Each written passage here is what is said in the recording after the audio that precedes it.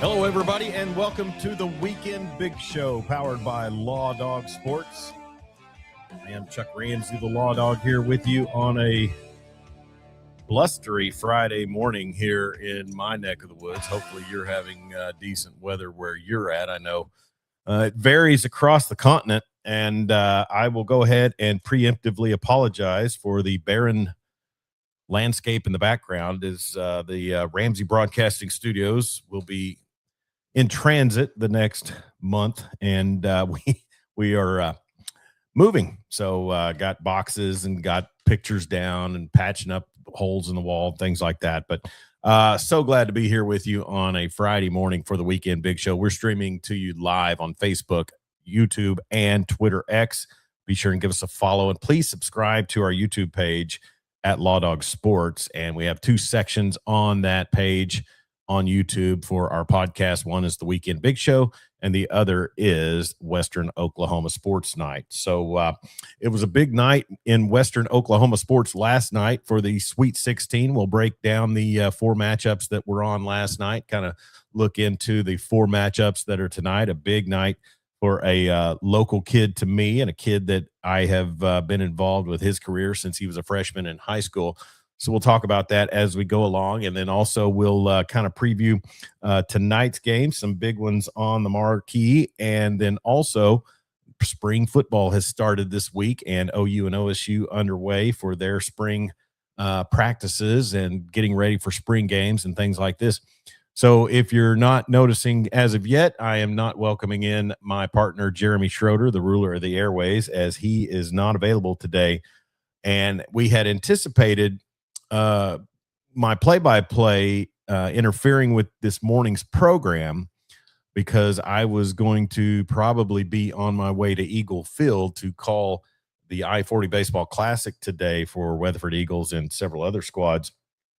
But that has been kind of altered. The schedule is changed, so I won't be tied up much this morning, and it'll be later this afternoon. But anyways, so Jeremy not with us today, and if he tunes in and wants to jump in, that's great. I'll see. He had some things going on, so we'll see what he has going on next week. But we want to hear from you. Be sure and comment on the stream that you are watching. Give us your assessment of last night's Sweet 16 games. We'll get into that here in just a minute. As I mentioned, spring football going on. Opening day yesterday for Major League Baseball, as well as just a whole lot of news in sports. And, I will try not to give the douchebags of sports too much play today, but man, there are plenty abounding. And I'm going to say this, one douchebag that just commented, now he's a great fan, Connor Carr, says, my office is looking sad now. That's kind of true, Connor, but we'll have a new setup in late April and have everything rolling, and hopefully maybe even make myself look a little better, which is a tall task. But so anyways, like I said, we're going to try not to give the douchebags too much time, but man, today it is just rife with calling out the douchebaggery. One is in college basketball and one is in the NFL. And I think you may know who I'm talking about if you've been paying attention to the headlines on social media. But just some amazingly lame and stupid stuff that I've seen. And it'll beg the question as we get going. When did it become cool to give yourself your own nickname? I mean, the nicknames used to always be bestowed by people who you bested or people who saw you and were in admiration of you. Nicknames are not something that you come up with. Now, I've given some kids some nicknames along the way with regards to my play calling, and it's generally based on how I see them play, how I see them react during plays. But anyways, and Connor Carr going ahead and breaking the egg, and we appreciate him commenting on Facebook Live. Will Wade is a trash human being, and that is exactly one of the people. Connor knew where I was going with that. Will Wade announced as the head basketball coach at Louisiana State University. And I just want to remind everybody, and we'll dig into this later, when you go get that mid chicken and that that weird sauce at Raising Cane's, you're helping the Bayou Bengals each time you do, because they have a major booster who is the owner CEO of Raising Cane's. So next time you want some mid chicken and just some weird tangy sauce to dip it in, go ahead and go to Raising Cane's and support LSU sports and all of the buyouts and the multi hundreds of millions of dollars that they're having to pay coaches. But Will Wade does make the move from North Carolina State to LSU, where he had been before. And just it's a funny search if you look up the history of Will Wade and how he's done so much in so little time to just make himself a true dirtbag. I mean, you're picked up on an FBI wiretap and you're still allowed to be involved with impressionable young men. It's stunning. Now, the people who support him, or people who are maybe more literal, will look at it and say, okay, well, he was only doing then what they're allowing them to do now. And that's true. And, we can talk about the lack of blue bloods who are in this Sweet 16, or who are going to be, who are not in this Sweet 16. But I mean, I think Will Wade, Lane Kiffin, and even Kim Mulkey, you're bringing in a really special amount of just cringy coaching ethics. Just a total debacle of the morality scale down in Baton Rouge. And Connor saying Bruce Pearl will be his mentor. Yeah, that's another one. And now we get to hear Bruce Pearl on the regular on pregame and postgame and halftime. And I'm hoping CBS realizes the error of their ways somehow, because he truly is awful. Now, I'm just going to say the Jamal Mashburn, Jalen Rose setting that they do, I don't know what they're doing on the break, but it really doesn't have a lot of energy to me. And to me, it's just not all that super swell. But then also we'll talk about Caleb Williams and his intention to try to trademark the slogan Iceman, because he's made some nice passes in playoff games that didn't result in them winning, but in cold settings in Chicago. And then also you've got people in Chicago defending that and also claiming a different Iceman. And so it's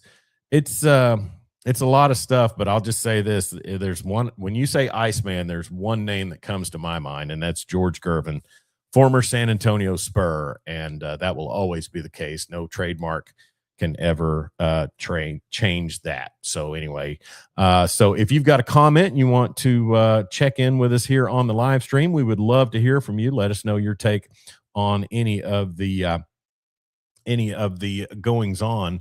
And tough day for the Rangers yesterday, as Nathan Eovaldi took the loss against Philly, and then also Houston lost on their opening day to the Anaheim, California, Los Angeles Angels of Anaheim. I don't even pay attention anymore.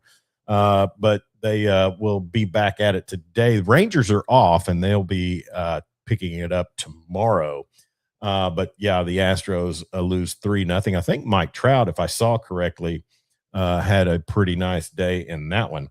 And he had a homer in that one in the seventh inning. So a big day for the Angels, and opening day, always romantic about baseball. And sorry to steal a phrase from Moneyball, but how can you not be romantic about baseball when it gets started? I saw yesterday Turner Classic Movies shared the clip of James Earl Jones and his speech about baseball from Field of Dreams, and you just feel the hackles, the hairs on the back of your neck start to arise. And then also not so fun on the baseball tick was the 14-0 run rule that the OU Sooners got yesterday in Austin, Texas. And the Texas Longhorns seem to be setting themselves up to be in real contention for a potential women's basketball championship. I don't know that they're better than Connecticut, but also baseball and softball, they will definitely be in the running. So 3 spring sports. Well, basketball is a winter sport, but 2 spring sports and going into March with their spring basketball and the women's side. And then the men played a heck of a game yesterday against Purdue, and probably a little bit of a questionable call at the end of that on the winning putback. But so anyways, let's go ahead and get into our Sweet 16 coverage. We want to thank our sponsor here on the program, and today's sponsor is A+ Roofing and Construction. Rain or shine, they'll be there, locally owned and operated by my friend Damon Schultz.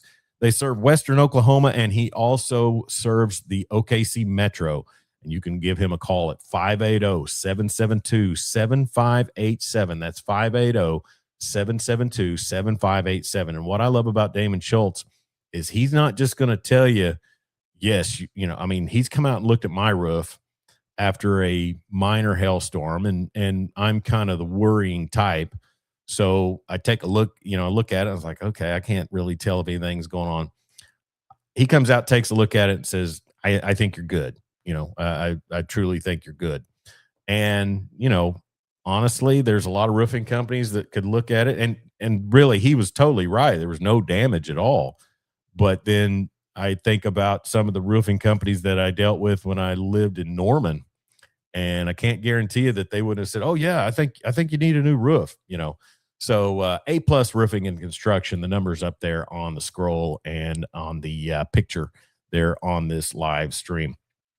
So Sweet 16 last night. The first two games were definitely a lot more exciting than the final two games. And sorry to our Arkansas contingency. But man, the Arizona Wildcats just came out on a heater, shot 60% from the field, over 60%, and over 60% from the 3-point line. And then just, 39 free throws, and just an amazing output by them. And everybody was talking about Coach John Calipari, and giving up 54 first half points to the Wildcats. Well, yeah, that's bad, but Arkansas had 43 at the half. It's not like they were inept offensively. They did shoot 22% from the 3-point line, and that's going to hurt you in any affair. And just a big night from Darius Acuff Jr., but he was 1 of 5 from the 3-point line, 28 points, and he made some moves. And I'll tell you what, I like the comparisons that he is receiving with regards to his game, and probably being a lottery pick, definitely being a lottery pick at the next level. But just too much. Wildcats and Arizona looked every bit the part of a number 1 seed last night in the 109-88 blowout over the Arkansas Razorbacks. And then the other game, the two nightcap games, Houston just came out flat, just didn't look like they could out physical Illinois, which I know has been kind of their, stake to claim of fame. And then, a Kelvin Sampson team getting out rebounded is not going to be really something that you see that often. 65-55, the Illini, who are coached by somebody who I despise, Brad Underwood, and I think anybody who has followed the Oklahoma State University basketball program over the past 25 years would come to that conclusion also. He's just I don't think he's a good person. I don't know if he's Will Wade terrible, but he's really bad, and left OSU in a bad predicament after one season. But he did get the win last night, and David Mirkovich, 14 and 10, Keaton Wagler 13 and 12. So you get two players with double doubles. It's going to be a pretty decent night for a lot of teams. And then it's their second Elite Eight in 3 seasons. And that's what sucks about Brad Underwood, is the fact that he's getting it done. I mean, that's really kind of rare air, even for a what I call a fairly traditional program like the Illini. Former OK Oklahoma head coach, or I don't know if he coached in OK Oklahoma, but he's from there. But Lou Henson was at Illinois back in the 80s, and he had been at New Mexico State prior to that, and then finished his career at New Mexico State as well before he retired. But nothing against Illinois. That I think they're a fine program. I think they do athletics, really respectfully from what I can tell. Brett Bielema at football, Brad Underwood at basketball. I mean, I could take or leave Bielema. I don't have anything against him, but Underwood just not my favorite human being. But it's just you look at the numbers in this one. Houston was 2 of 2 from the free throw line, and when you're a team like Houston, you're shooting 2 free throws on the night. You're not being aggressive enough. And that's just, I know a lot of social media will jump on and say, claim officiating and discrepancy, but a lot of times. And now I watched that game and it looked like they were beating the tar out of each other at times. And I really thought kind of Houston was getting the benefit of the doubt on some calls, but then that proved not to be so. And, but just shooting wise, you look at it, 22 made field goals for each squad, 9 made threes for each squad as well, except you had Houston shooting 64. They were 22 of 64, while Illinois was 22 of 51 from the field, and then 9 of 23 for the Illini and 9 of 32. So those percentages can really wreak havoc on you when you're looking at a trying to defeat a quality team. And man, I'm telling you, when you look at this Sweet 16, the Big Ten is so well represented now. They're gonna hope that that Michigan State and Michigan can get past some pretty talented teams tonight. But if Nebraska and Iowa don't have to play each other last night, they could have had at least a couple more teams potentially in the Elite Eight. So big season for the Big Ten. But Kelvin Sampson, I feel bad for him. He's just one of those guys that he's had such quality programs. Now the champion from last year and the runner-up from last year are both out of the tournament. Florida fell to Iowa earlier this week or on Sunday, and then the runner-up last season, the Houston Cougars, fall last night to Illinois 65-55. So that's going to set up a big match between Iowa and Illinois, another Big Ten on Big Ten matchup. And so Iowa,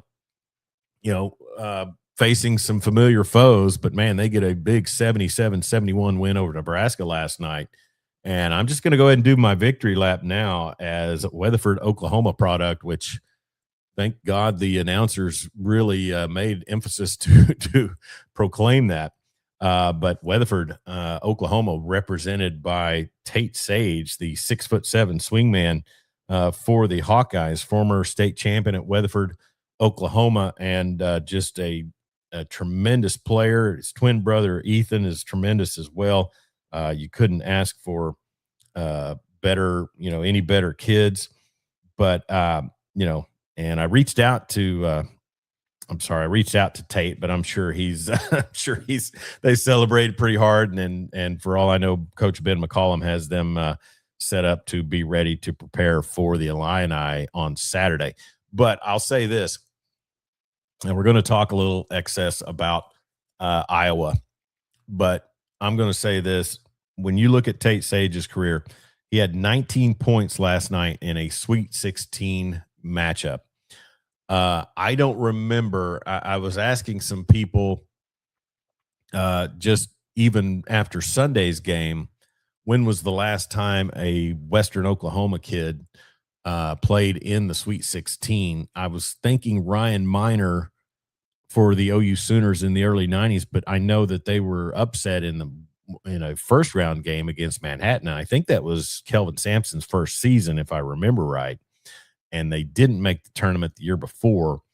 I'd have to look and see, but I don't think Kelvin made a Sweet 16 till he had been at OU at least 5 years or so. Maybe that Eduardo Nahara team. But just reflecting back on what I can out of my memory.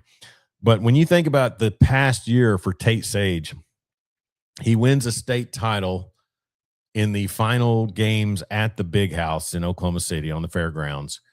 wins a state title with his team. His twin brother, C.J. Nixon, now at OU football, Walker Kennedy, Cash Jennings, and also Jackson Smith. They'd played in 2 finals before that, fell, and then get it done his senior year. And that week, it was the week that the 70-mile-an-hour winds were hitting the Oklahoma Central region, and then the lights were going out in their semifinal game, I believe it was, and it was just maybe it was the quarterfinal game. I can't remember right offhand, but it was just really amazing. The run they made his senior year, 1 loss, and that was to Owasso in the Tournament of Champions. But then he signs and commits to Drake University. He's going to go play for Ben McCollum at Drake, and everybody was super excited about that. Drake ended up going on a tournament run themselves. I think got into the round of 32 last season with Coach McCollum. And then all of a sudden, Ben McCollum gets tabbed up from Drake and takes the job at Iowa and heads for Iowa City. And I remember talking to Tate and Connor Carr giving us a comment there, almost like you don't need to transfer to a private high school to be productive and have a good college career. That is exactly kind of the direction I was leaning with this little rant. So thank you, Connor. And be sure and give us your comments as well. If you're streaming on Twitter X, YouTube, or Facebook, we want to hear from you. So like I said, just in the last year, and I was talking about this yesterday on a baseball broadcast for Weatherford, it was a year ago that we were sitting in the big house, final weekend in the big house, and final state tournament. And then, like I said, 70-mile-an-hour winds, lights kept going out, kept having stoppages. I remember trying to make it home that day after the games to make it back to Weatherford, and it was just crazy. And then they win on a C.J. Nixon, last second 2-point bucket to beat Crossings Christian, get the state tournament win. And then I remember Tate, I'm pretty sure it was Tate, just threw the ball as the buzzer went off, threw the ball way up into the old scoreboard, and it hit some things up around the scoreboard, and the dust that came down was just pretty amazing. It was like just a halo cloud falling down on the floor, but just an amazing celebration. But like I said, Tate committed to Drake, then pulled his commitment after Coach McCollum decided he was going to take the Iowa job. And then, Coach ended up bringing Tate to Iowa City, and it has been quite the run. And then, for the freshman to be in there. And I said this about the game Sunday against Florida. Tate had 2 points in that one, but you can tell that Ben McCollum trusts him because of the fact that, it really is just a situation. I'm trying to find the stat line on Tate from last night. I know he had 19 points, 8 rebounds, 3 assists. And what an amazing night for your freshman campaign in a Sweet 16. And then also Debbie Wright Sage, who is the mother of the twin Sage brothers, said Ethan had a stomach bug and was throwing up. Thankful for the delay. So Godspeed to Ethan. Hope he gets to feeling better. And, not to take anything away from him, he had an amazing season at Pittsburgh State this last season, really showed out what he can do. I just think with the Sage twins, you've got a 2-for-1. Tate's game is a little bit different, maybe a little more outside oriented, but Ethan also has great range. And like Connor mentioned when he said it's almost like you don't need to transfer to a private high school to be productive and have a good college career. That is exactly right. Now, the Sages played, travel ball in the summertime, and they really showed out on that one as well, and had some good teammates on those squads and stuff. But when I saw the Sage twins play on the high school level, and it goes for C.J. Nixon as well, and former teammate. So Debbie was talking about the lights out game. Yeah, I forgot that he was sick that week, so my apologies. But yeah, when the lights were kept delaying, he was fighting through a stomach bug. So And those kids I know for a fact fought through a lot of bugs through their high school career and didn't miss games. But let's see, where was I going? So just like I said, one thing I noticed was CJ Nixon and the Sage twins, and even Nate Rehrman, who played with him, graduated a year before those three, is they were so fundamentally sound, just fundamentally sound with their ball handling, their passing, and finishing around the bucket. I mean, there just wasn't, Coach Derek Bull, he had 3 or 4 guys that were just so solid to rebound to, and granted you generally had a distinct height advantage, but still you get a lot of kids that have great leaping ability, good vertical jumps, and you can get outplayed if you're not careful. You never saw that with the Weatherford Eagles. And the fundamental game, I just think of all the times that Ethan and Tate and CJ and Nate, had easy finishes around the bucket, and it was because they were so fundamentally sound. And that translates. And I will be dead in my grave if anybody ever tries to prove to me that it doesn't translate. It translates to the next level. And I'm just going to say, I'm old school, and Connor will bag on me because I talk about the mid-range jumper.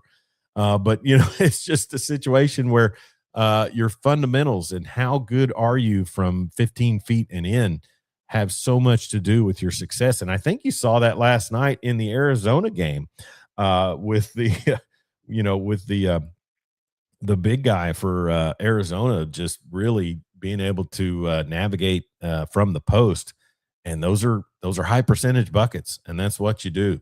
So it's just an amazing run, and congratulations to the Iowa Hawkeyes 77-71 win over Fred Hoiberg and the Nebraska Cornhuskers. And kudos to Hoiberg as well. He got that program to a spot that they have not been in before, 2 wins in the tournament, and really given a lot of notoriety throughout the whole season. But and Ben McCollum, what can you say? 1 season at Drake. He had been at Northwest Missouri State before that, Maryville, Missouri. And Dan Narva checking in from Michigan says, I've watched those guys from here in Michigan since they were freshmen at Weatherford. Dan, you are probably the most distant fan for Weatherford sports, and you're much appreciated for that. Thank you for commenting on the Facebook live stream. So as I mentioned, we've got the mother of the twins also chiming in earlier, Debbie Wright Sage. Thank you for your comments as well. But if you look up Maryville, Missouri on the map, it is kind of dead triangle center from Omaha, Des Moines, and Kansas City. So obviously Ben McCollum put in his work there at Northwest Missouri State. Now he's got the lowest seeded team in the history of the tournament into the Elite Eight, and just an amazing run. 38 points off the bench for the Hawkeyes, and 19 of those were Tate Sage. So over half of the bench points coming from Tate. And I'm just going to say this. I thought down the stretch, a few of their games that they dropped, it seemed like Tate wasn't quite getting the minutes. Now, that's just an uninformed observation. I haven't researched that, but I would check their line scores, and I would see that maybe Tate didn't have just an exceptional amount of minutes. That could be for various reasons. But like I said, I'll just say this. Coaches in basketball, when you can go 9 deep on your squad, it makes such a difference. And I know a lot of coaches, sometimes they're not able to. Maybe the drop off is there. Maybe they're hurting in positions of experience, things like that. But when we see a team that can do it, can go at least 7 or 8 deep, it really changes things to me. And I think it's just one of those situations that you start giving a player like Tate Sage the minutes and getting him in there and getting him ready. I think it pays dividends. But that's kind of my outlook on that. But like I said, kudos to Fred Hoiberg, and just terrible, unfortunate. There at the end on the inbounds when they only had 4 players on the court. And that was coming out of a timeout. And, there's going to be a lot of questioning of Fred Hoiberg on how you let that happen. So the mayor, as they call him, will be wondering that for a while as well. But like I said, this South bracket is just now that Houston's out well, the Sweet 16 version in the South bracket was 3 out of 4 Big Ten teams. So now it'll be another Big Ten elimination game on Saturday when Iowa faces the Illini. And speaking of Ben McCollum, I'm just going to say this. And Connor brought up the point about private high school players and things like that. I'm just going to say this. I think college sports has turned a page, and if athletic directors are wise and if they're observant, they will see that you need to go with somebody who can win, somebody who has a proven track record of winning. And I think we saw that in Indiana's football program with Kurt Signetti, and I think we're seeing it with Ben McCollum at Iowa. And I'm just going to say this. Give me a coach that's had to ride a bus in the last 10 years. I mean, somebody whose transportation has not been the university's, chartered Mambo jet. Because you get in a situation where you realize, we've got to work. We've got to put in the effort. We've got to pay attention to detail. And Jeremy's not here to defend it, but I'll just say this. There's a certain athletic program in this area that I just don't see as being as being as gritty as they were 25 years ago when they won a national championship. I think there was a grit factor on that squad, and I think that's what gets you. So Connor Carr checking in says, unless it's Coach Cal always sure going to fly first class. He's earned that. So, he'll have some rebuilding to do at Arkansas, but man, you talk about a guy who can attract talent. Casey Scamahorn out of Dubtown checking in says Tate Sage was clutch, buzzer beater at the half, and shot to tie at 68 were huge shots. What a performance. Love to see all the Oklahomies supporting him and the Hawks. Man, you talk about some Iowa uptick on the support on social media. Their social media people, if they're doing analytics, they are definitely noticing the surge and the spike in activity when they won that game last night. And I know my social media feed was really a buzz with all of the Iowa posts, and I jumped in there too. I'm gonna promote a kid that I used to call their games. Thank you, Casey Scamhorn, for checking in and your comment. So we're streaming live to you here on YouTube, Twitter, X, and Facebook at Law Dog Sports. We want to hear from you. Debbie Wright Sage says, thanks, Law Dog. We appreciate the hometown support and miss everyone in Oklahoma. We miss you too. And David, your wonderful husband. Debbie is a tremendous person, tremendous lady, and could probably be called the first mother of Weatherford basketball, her and Tierra Daniels, Tierra Nixon. So thank you so much, Debbie, for checking in. But, and that's the thing. Last Sunday, I went to the Weatherford basketball awards banquet, and really a great time spent with some great kids, some great families, all great kids and great families, and very privileged to get to fellowship with them at their banquet. And, when you look at Weatherford's record over the last 5 seasons, it's just been really amazing, the run, and just missed out on the state tournament this year in boys basketball, but made the state tournament on the girls' side. And, that's going to be the standard now. And a lot of that was brought about by the Sage twins and CJ Nixon, but, and the players that played with them during that time as well. But, what it does, I think it inspires the younger players and the kids that look up to those players and gives them a template of what they need to do to be prepared. And this season, seniors Jackson Smith, Hunter Nelson, and Dylan Epp, as well as Ricky Austin, did a great job leading the underclassmen as well. So appreciate them, but great time there at the Weatherford um, Awards banquet. So, as I mentioned, it's going to be a Big Ten title tilt in the South Regional with the winner uh, going to the national semifinals, the Final Four, to face either Michigan State, UConn, St. John's, or Duke. So, Illinois, Iowa on Saturday. I think that game time is 6 o'clock, if I saw correctly. Let me double check that. Let's see, 5:09 p.m. I think that's going to be Central Time. I'll double check, but so Saturday evening basketball with the Iowa Hawkeyes and Coach Ben McCollum. But like I said, I'll stick with that. I want to hire a coach who's had to ride a bus in the last decade.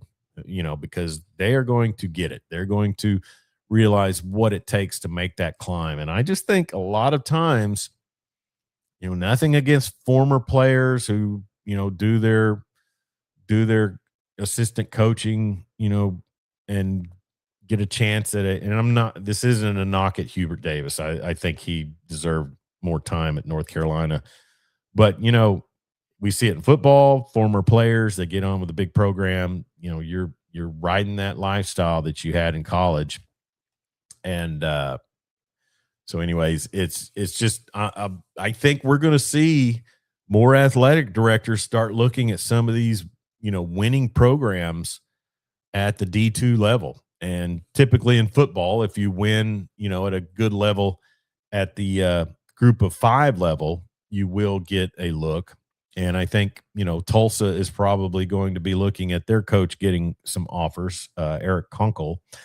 But, and right now it's weird because North Carolina has a coaching vacancy. Kansas could end up having a coaching vacancy. I mean, there's a lot of overturn in college basketball. And then last night I saw a stat, and I'm pretty sure the year was 1954.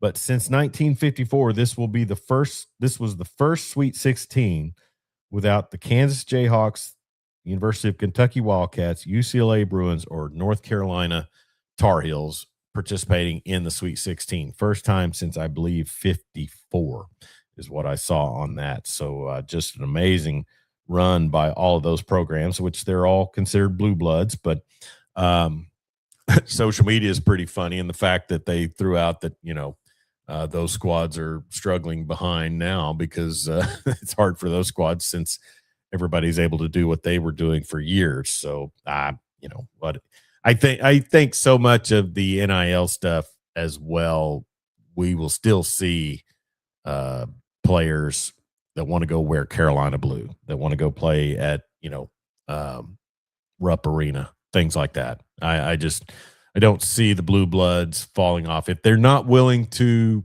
invest the money, they could struggle. And I don't think, looking at those squads this season, North Carolina, Caleb, what was the kid's name? He was a heck of a guard, got hurt. And then, UCLA has to try to overcome Mick Cronin. And then, they lost to a good UConn squad, 73-57.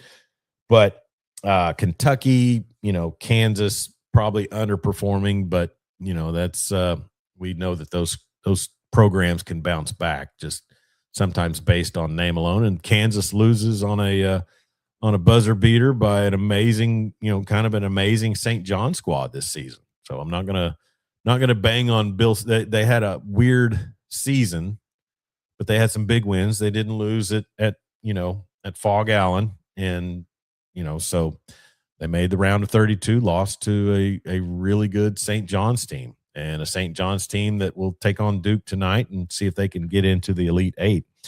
But it was funny that Coach Rick Pitino, also made the mention that, it's a different playing field now for the Blue Bloods. And they've got teams like St. John's, which, man, St. John's back in the old days of Lou Carnesecca, they had a lot of great talent there in New York that they held on to, and some great teams at St. John's. Just they're not quite, and Jeremy and I go back and forth about this, who are the Blue Bloods? And there are some people that will argue that Connecticut is not a blue blood. Well, a lot of titles since 1999 for the Huskies. Connor Carr checking in. Caleb Wilson. Yes, thank you. I almost said Caleb Williams, but that's a whole different topic. I think this year has also proved that you have to recruit freshmen to be successful. Kentucky spent $22 million, and it's all transfers.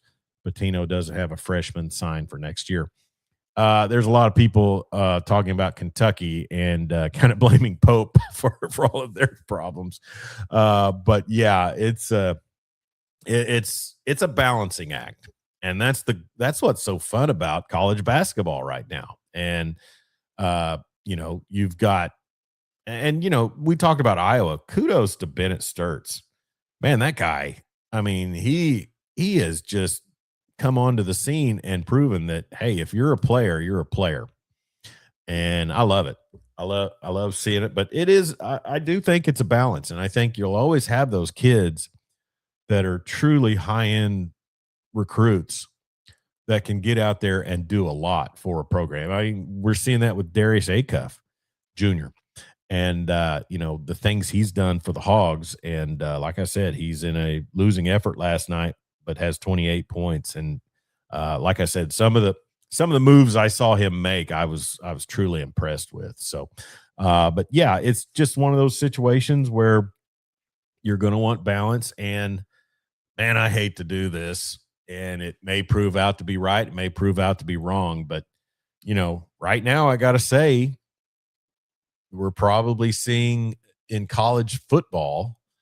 Now, nobody can take anything away from Kurt Signetti. He's navigated whatever it is that he's brought into the Indiana program perfectly.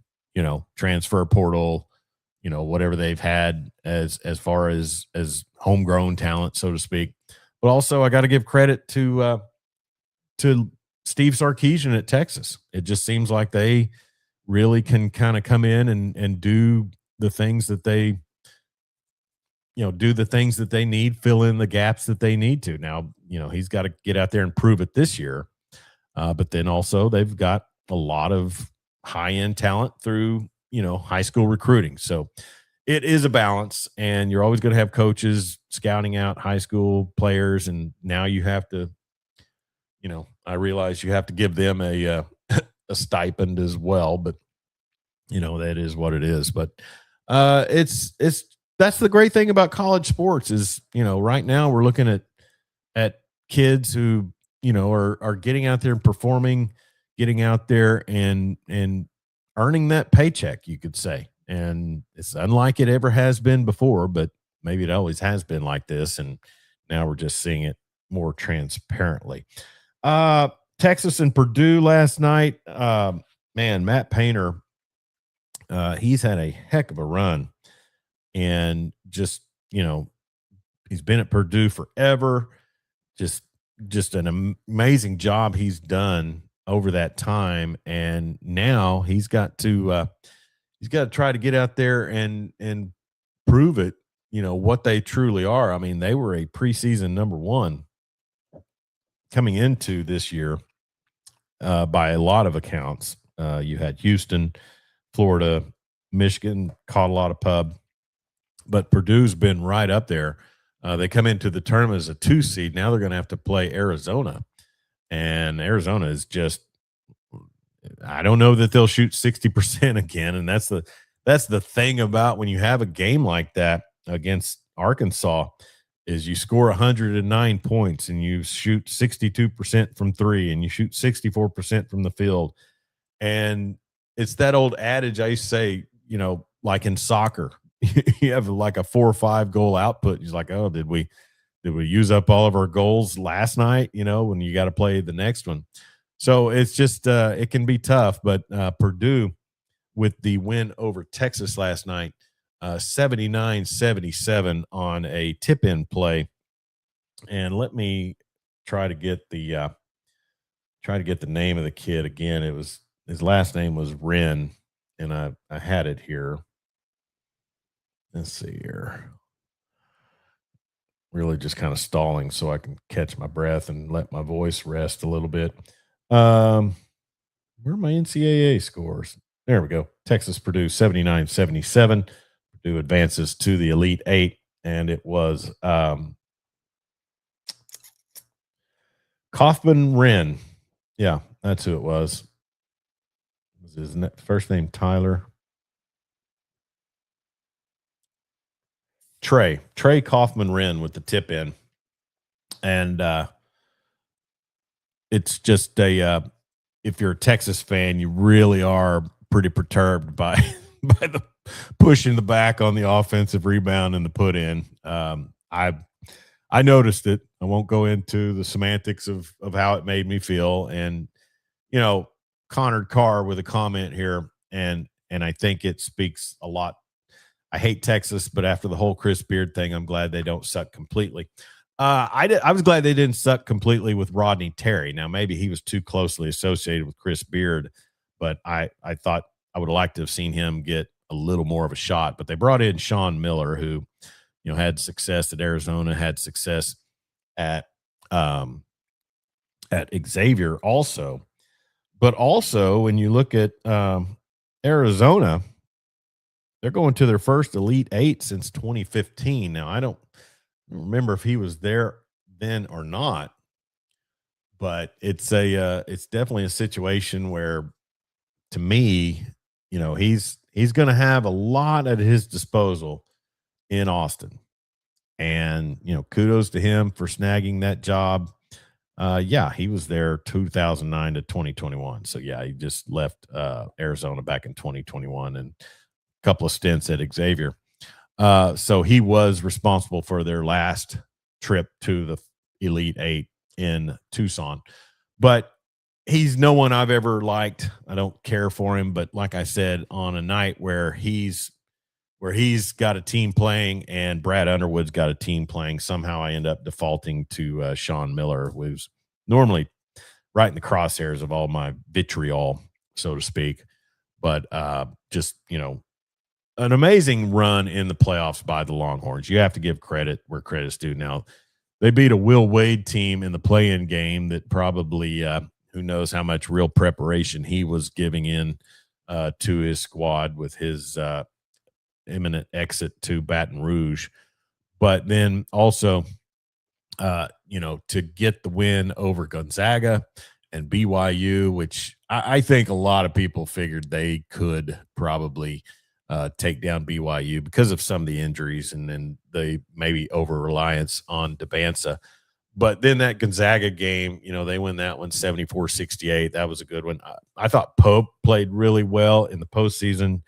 Tremont Mark had a big game last night. So the Longhorns got nothing to hang their head about. And I'm sure Sean Miller making it to the Sweet 16 in his first season in Austin will have a lot more to come up with, having a full run here going into the offseason, getting ready for next year as they fall in the Sweet 16 to the Purdue Boilermakers. And Purdue, like I said, Saturday will have a heck of a matchup against the Arizona Wildcats, who right now look like they could be the class of the tournament. But it's always those teams. And I tell you something, without a few of the other high seeds in there, you've got a 2-seed UConn. If Tom Izzo can't get it done tonight against the Huskies, I would probably I know St. John's, I think, has beat them before, but man, the Huskies and Dan Hurley, you get them into the Elite Eight. It's like a horror movie villain. You're going to have to see the body destroyed in molten lava before you can believe that it's true. Connor complimenting me on my vitriol usage. Let's leave the vocabulary lesson for the Chuck and Truck podcast. So thanks, Connor. Your comments are very appreciated. So just a few more minutes here as, like I said, tonight it's going to be an interesting night. You've got Duke taking on St. John's, Rick Pitino versus Kyle Shire. Then Tom Izzo and Dan Hurley square off. That's both of those in the East region.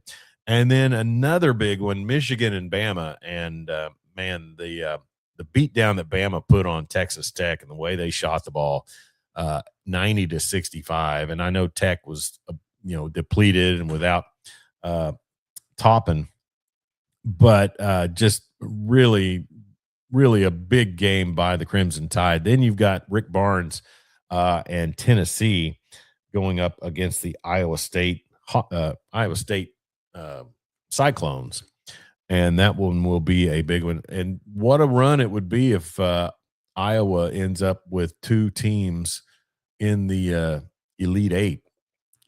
Just one Iowa team on Saturday, the other one on Sunday, trying to get to the Final Four. So that would be pretty amazing. And also the Big 12. The Houston lost last night, and if Iowa State falls to Tennessee tonight, that would leave just one team from the Big 12 in the tournament. And I think so many people really felt like, it would be a little more Big 12 heavy. I mean, they've been touted as, and I've even said it as, maybe the best conference in the country. I think the Big Ten's kind of proven me wrong for sure, and SEC with some good squads as well. So if Tennessee pulls that one off, Bama wins tonight, the SEC kind of makes their claim at some notoriety as well. But Houston falling to Illinois last night probably put a little bit of a dent in the Big 12 run. But that's the thing about tournament basketball is you just don't know. And so anyways, so Sweet 16 goes on tonight. Then the Elite Eight will start Saturday and Sunday, and we will be on next week to kind of recap that and preview the Final Four. Hopefully Jeremy Schroeder will join me back. Opening day, Rangers, as I mentioned, lose yesterday. Nathan Eovaldi takes the loss. Jacob deGrom will get the start tomorrow as they are back in Philly, or they're in Philly to open the season. And then the Astros lost 3-0 to the Angels. Cardinals get a 9-7 win over the Tampa Bay Rays, and then the Dodgers win 8-2 over the Diamondbacks. We'll talk a lot more baseball. I reached out to Newt Huntley with the Sooner State Baseball Report and was going to try to get him on today, as would love to try to get a guest on when we don't have Jeremy here. He's busy, and I get that. It's tournament weekend for high school baseball, and D2 state baseball is in action, and then also you've got OU and OSU playing conference games. And, man, OU gets down 7-0 with LJ Mercurius starting against the Texas Longhorns yesterday. They end up getting run ruled 14-0, and I really thought that we could probably anticipate a little bit more than that. But, I mean, as I mentioned earlier in the broadcast, Texas looks like this spring could be a big run for their diamond-based squads, with both softball and baseball looking very, very good. And hopefully OU can get the bounce-back win today. And then also spring practice got going this week. I know there's still a lot of draft talk going on. I know, Connor, do you know why they were playing on Thursday? I don't right offhand. I'm going to guess it was probably some sort of scheduling issue, some sort of as Jeremy would say, let me effort that, because I don't know if it's a situation where they are trying to get the games in before something, or what it might be. I obviously didn't check into that, but you come out of the series win on the road at LSU, and then it really was odd when I saw the social media post that they were run ruled with Mercurius on the mound. So just really kind of different there. But they will wrap up on Saturday at Austin. They'll play today at 7 p.m.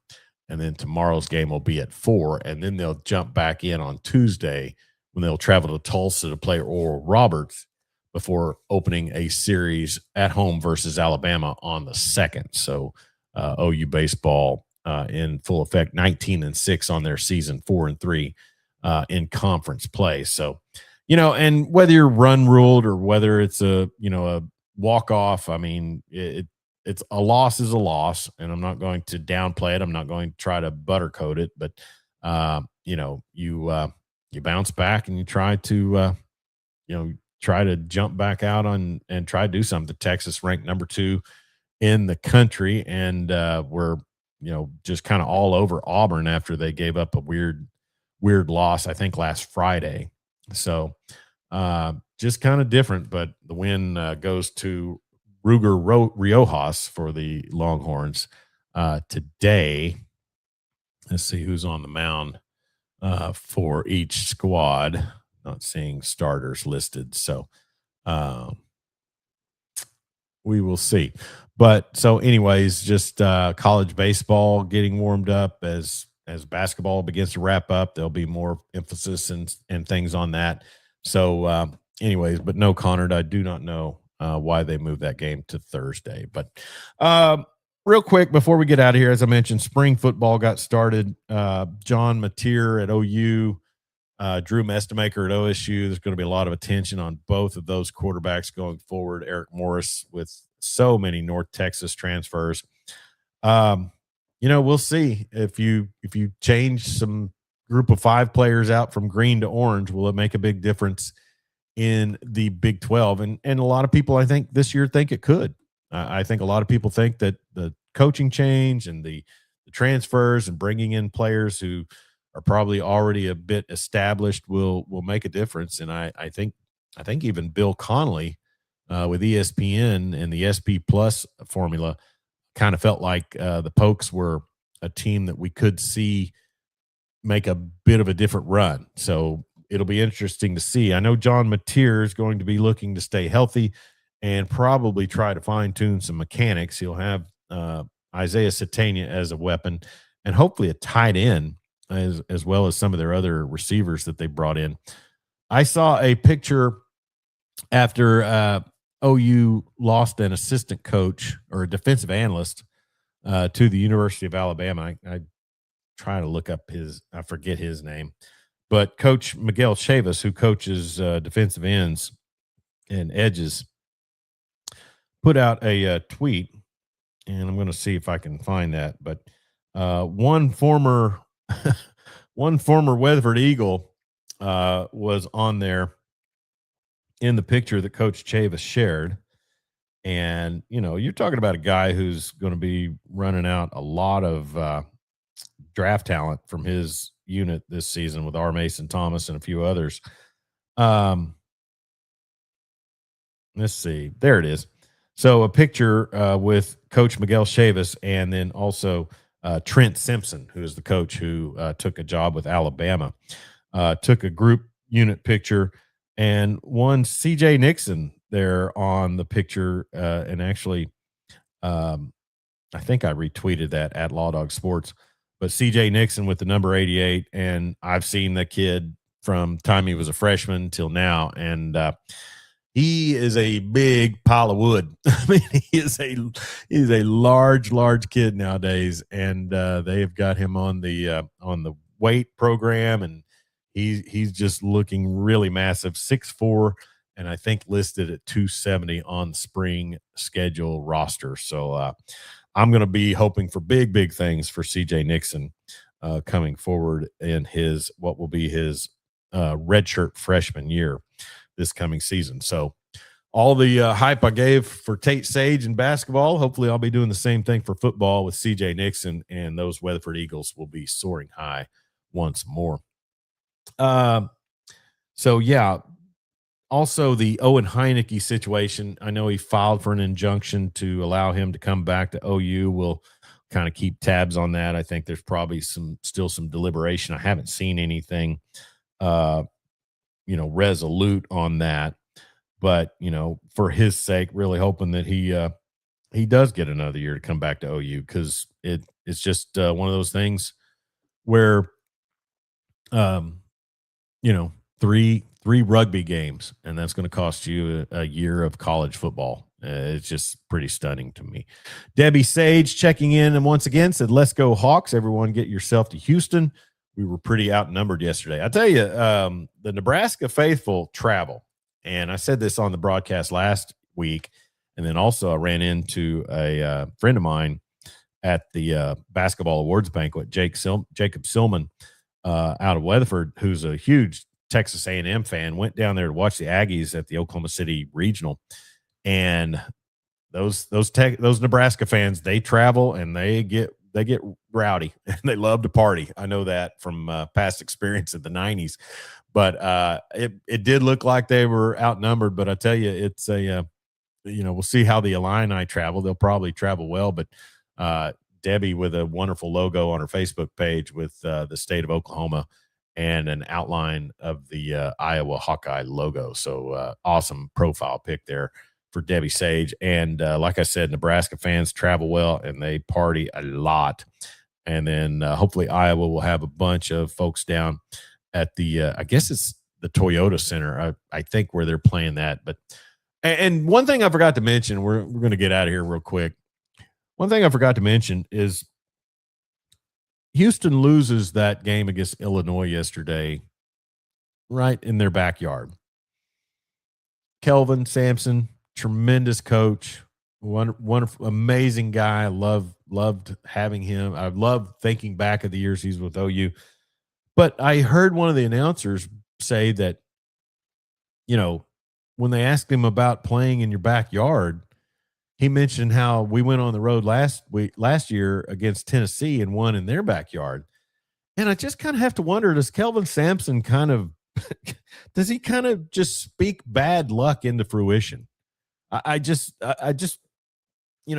may think that fleetingly, but I don't know if I'm going public with that. I don't know if it matters, but you got to go out and get your guys to play, and maybe being too close to home took a little bit of that edge off. So I don't know. Toyota Center, home of the Houston Rockets. Thanks, Debbie Sage. And we'll be looking for you and David on the camera. And I know your daughter Shelby was there as well. And just a lot of fun for the Sage family down there supporting Tate Sage. And then also Ethan Sage. Dan Narva says, shout out to Ethan too, playing lots with Gorillas. Looks like he had a good year. Yes, he did. And I was real proud of the way that Ethan Sage played at Pittsburgh State for the Gorillas. And, we'll see what his future holds for him. I think he's equally as talented and equally as much of a hardworking young man as his brother. And, what a tandem they would make. You talk about the stuff of lore. And so Debbie says all 5 of them are there. So, yeah, Sage crew, Sage clan travels en masse. Real quick, as I mentioned, just have to wonder sometimes that Kelvin Sampson kind of jinx his own self. Let's see. College football, I noticed earlier this week that the rules committee, I guess, changed. First time targeting in a game will result in an ejection, but not a suspension for the next half of the next game. But if you're called for targeting a second time, it will cost you a half in the next game. And then third time, you will be suspended a full game into the next one on that one. So, and then Debbie Sage letting us know that Ethan Sage has entered the portal, the transfer portal. So we will be looking forward to seeing how that fares for Ethan. And just, an amazing player is he as well. So anyways, that I'm sure the Sages would love to kind of condense their travel package. So they've made some trips for Pittsburgh State and the Hawkeyes this season. So but great times for them. Real quick, last thing we'll get out of here is I mentioned the targeting. Also the North Carolina coaching vacancy. I don't think Hubert Davis, I think, probably could have used another season. His last several seasons right on par with Tom Izzo. I know he doesn't have the stock credo that Izzo has, but you're talking about results. Bad injury this season after they were looking very promising. It's hard to say. Real quick. Oh, congratulations. We mentioned Kurt Signetti, coaches with grit. He's going to be driving the pace car for the Indy 500 when that comes around on Memorial Day. So kudos to him. Real quick, I mentioned this at the beginning of the broadcast. Caleb Williams seeking to trademark the phrase Iceman because he threw a couple of touchdowns in a cold weather game last year. And I just think that is typical and I know I could irritate some people with this, typical of people of his generation. And, respect for what came before you, and then also earning what you have. And I didn't hear anybody referring to him as the Iceman. Now, I don't listen to Chicago sports radio. I don't listen to Bears analysts. And, what I hear about the Bears, I hear on the mothership or Fox, something like that. Iceman, that's a stretch. And then also, I was informed on social media that Chicago Bear great Red Grange was also referred to as the Iceman. I've heard of Red Grange my whole life. I've never heard the phrase Iceman. When it comes to Iceman, there's three figures I think about: the comic book character, the mafia hitman, and the amazing guard for the San Antonio Spurs, George Gervin. And you know who comes to mind first when I hear the phrase Iceman? Well, now it's Cooper Bryant, the junior guard and receiver defensive back for the Weatherford Eagles. That's who comes to mind first for me. But before Cooper Bryant was nicknamed the Iceman, which is a title I bestowed on him, not something he went out promoting. But before that, when I heard the phrase Iceman, it was George Gervin. That's been the way my whole life. And I don't think Caleb Williams and his painted fingernails and his crying on mama's shoulder after a loss is quite deserving or should be allowed to develop his own nickname and bestow it upon himself. I don't know. But like I said, I don't listen to Chicago sports talk. I don't pay attention to what their supporters and their talking heads. But I was unaware of the phrase, of any reference to him of being the Iceman up until I read where he was looking to trademark it. So that's, appreciate the job he did coming back against the University of Texas in 2021. But beyond that, give two rats. But anyway, that's my take on all things with regards to this current generation and trying to take respect from people who did it back before. So just not a big fan of trying to trademark a nickname. And thank you, Debbie Sage. Thanks for all you continue to do. You are the best. Thank you, Debbie. You guys are amazing as well, and appreciate all of your comments on here. And good luck to Tate Sage and the Iowa Hawkeyes coming up on Saturday when they take on the wretched Brad Underwood and the Fighting Illini. And I don't have heartburn against Illinois, I promise. Just Brad Underwood. That's the only one. So I better get out of here. I've been on here over an hour, and that's a lot of talking when you don't have your co-host with you. So sorry for those of you who had to listen to me rant the whole time. We want to thank our sponsor, A+ Roofing and Construction. Rain or shine, they'll be there, locally owned and operated by Damon Schultz. Call them at 580-772-7587. I'm getting ready to move back to the Metro, and I promise you, when I have things that I need done, roofing or construction-wise, he's the guy I'm going to be calling. Good friend of mine, runs a great business, very honorable man. We appreciate Damon Schultz. And speaking of, it's kind of like Voldemort. You say his name several times, and he pops up.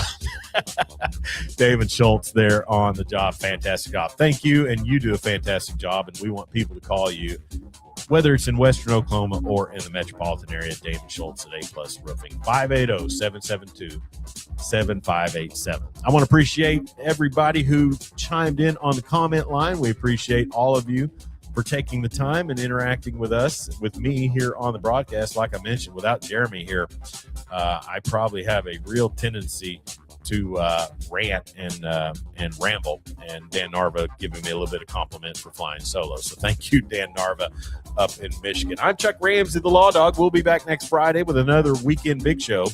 Jeremy Schroeder will hopefully be back with me, and he will be ruling the airways up until that time, and I will be calling baseball today at Eagle Field, 2 games as part of the I-40 Baseball Classic today on Right Media. So be sure to check that out. Also games at Clinton that will be on Right Media as well. And I think Luke Clement and myself will be looking at doing a Western Oklahoma sports night in the upcoming week to kind of wrap up some of the baseball going on. And then also we'll see if we have a Weatherford kid going to the Final Four. That's what I'm going to be hoping for. on Saturday. So thanks for tuning in. Be sure and give us a like and a subscribe on our YouTube page at Law Dog Sports. Also, we'll share this video to our Twitter X, the link to the YouTube video on our Twitter X page and Facebook page at Law Dog Sports. Be safe out there. Have a great weekend. Don't text and drive, but sure don't drink and drive, and we'll talk to you real soon.